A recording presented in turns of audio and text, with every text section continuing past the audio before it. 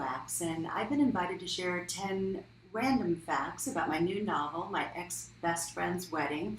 It is a story about friendship and family and forgiveness with a healthy dose of humor. It revolves around Lauren and Bree, who first meet in kindergarten on the Outer Banks and discover they were born on the same day, which makes them believe that they're sisters. And also Kendra, the woman who mothers them both. Bree and Lauren fall in love with words and books from the time they can read. They share a dream of one day going to New York together and becoming famous authors. Lauren actually does that. She goes to New York. She ultimately becomes the Queen of Beach Reads, using an idea for an initial book that they brainstormed together. Bree stays on the Outer Banks and marries her now former best friend's former boyfriend. She owns the indie bookstore and she's writing a novel of her own. Their friendship is definitely over. The book begins just before their 40th birthday when Lauren receives an unexpected marriage proposal in New York that sends her back to the Outer Banks, her former best friend, and the family wedding dress that she really never thought that she'd wear. Okay, to random facts. Let me see. I first of all will tell you that I absolutely fell in love with the cover of My Ex-Best Friend's Wedding at first sight. I mention this because that almost never happens. This is my 15th novel, and I don't think it ever happened before. So I was very excited by the cover. I think it's a great representation of the book itself. Let's see, the book was inspired by a wedding dress that's been in my family for generations. There was a wonderful portrait of my aunt in the dress that hung above my grandmother's bed for her entire life. In fact, I have it right here. This is my Aunt Lois in the dress, as we refer to it, and as the characters in the book do as well. I don't think I ever realized how much impact it had on me until it found its way into this story.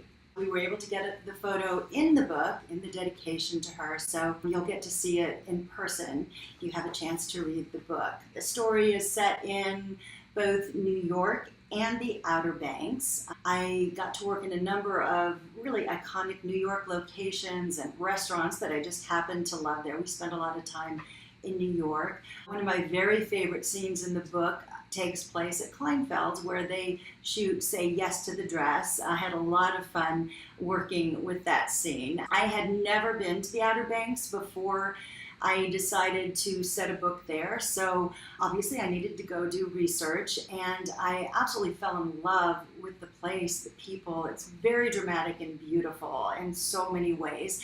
The really cool thing that happened was I was able to invite a good friend of mine to go with me. Ingrid and I worked together out of college, which was a while ago, at a PBS affiliate in Tampa, and have been friends ever since. But this was our very first girls trip, so we had a great time on the Outer Banks. I've got some photos here I want to show you of that time.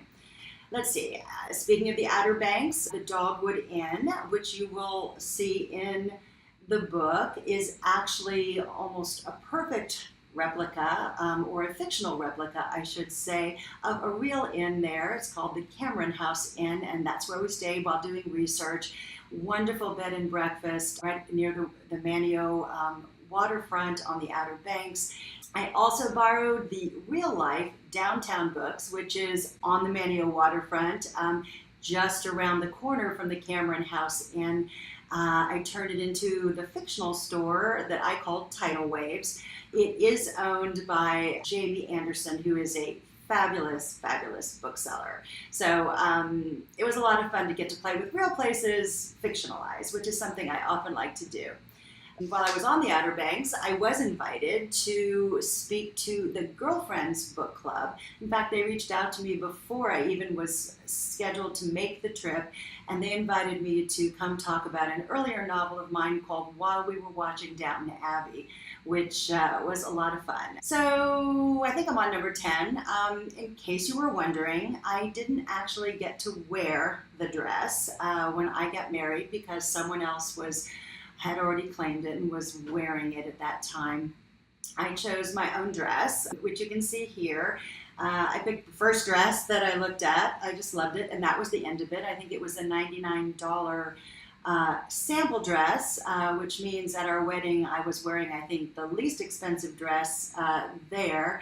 And at that wedding 33 years ago, my new father-in-law informed us that the first 40 years are the most difficult. So all I can say is only 7 years to go.